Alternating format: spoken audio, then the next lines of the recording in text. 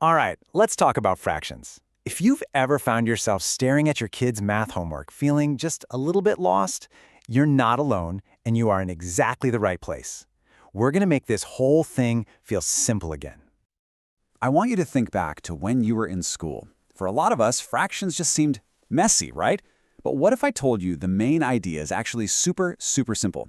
Let's strip away all that old confusion and just get right to the good stuff. So, where do we even begin? Well, it all boils down to one single fundamental idea. That's it. This is it. This is the main event right here.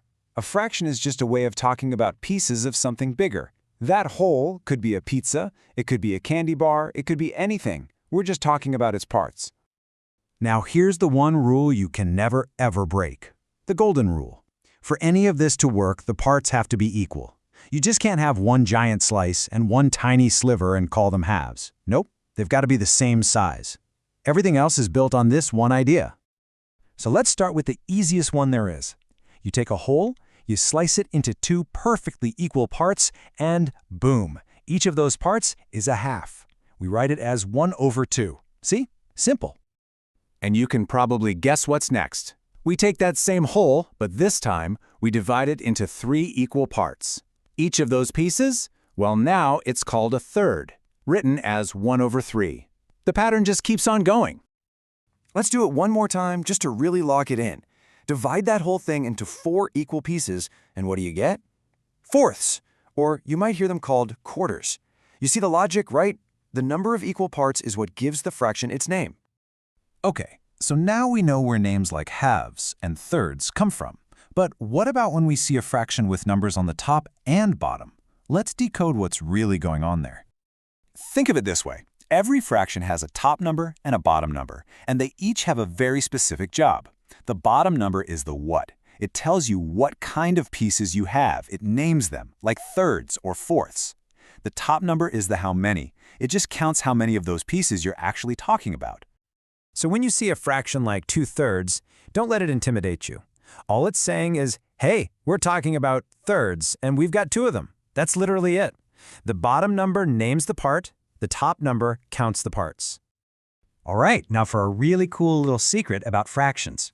Once you see this, you kind of can't unsee it, and it makes everything make a lot more sense. Here's the thing. The second you point out one fraction, you automatically know another one. So if you see a shape that's 2/3 shaded in, what about the part that's not shaded? Well, that's 1/3.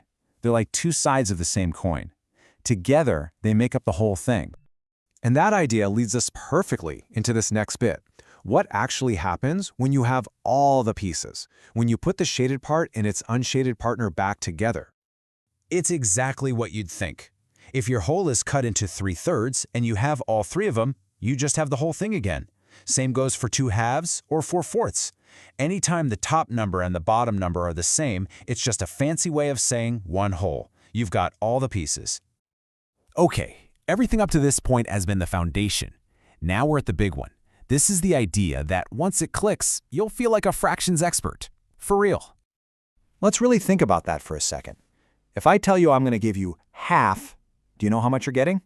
I mean, is half of a tiny cookie the same as half of a giant pizza? Of course not. And that question gets right to the heart of it all. And this image right here shows it perfectly. Just look at that little green triangle. It's the exact same triangle in both pictures, right? But on the left, you need 3 of them to make the whole trapezoid. So there, it's 1/3. But on the right, you only need 2 of them to make that rhombus. So that very same piece is now 1/2. And that brings us to the most important rule of all. A fraction doesn't mean anything by itself. Its name, its value, everything about it depends on the size of the whole you started with. 1/2 is only meaningful when you know 1/2 of what? Whew, we've actually covered a lot, but it all comes down to a few really simple, powerful rules. Let's do a quick flyby of everything we just figured out. So here's what you need to remember. First, it all starts with equal parts, non-negotiable. Second, the bottom number names the pieces and the top number counts them. Easy. Third, don't forget that every fraction has a partner that makes up the rest of the whole. And finally, the big one. A fraction's name is always relative to its whole. Now that you've got these rules in your back pocket, you're going to start seeing fractions everywhere. Seriously, a sandwich cut in half, a pizza with 8 slices, a chocolate bar with rows of squares, they're all right there. So next time you're with your child, give it a try. Point to something and ask, hey, what's the whole here, and what fraction is that piece? You'll be surprised how much fun you can have with it.